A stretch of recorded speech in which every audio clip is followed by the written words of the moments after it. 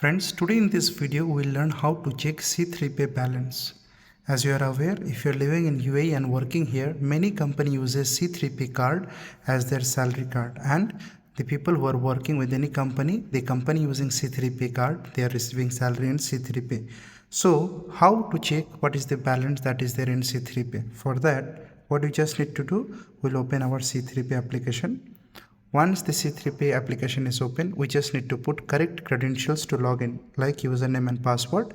And if you have activated your fingerprint, you just put your fingerprint this way. And when the application opens successfully, in the home page itself, we'll get to know how much balance is there in our C3Pay card. As you can check, there are a lot of ads that will be coming. We can just ignore them, and the current balance that I have in my C3Pay card is 44.54 AED. I just received from one of my friend 50 AED and the current balance is 44.54 AED. And in this way you can check what is the balance that you have in your C3Pay card. It is very easy. And also C3Pay allows you to take loan. If you want, you can take loan from C3Pay.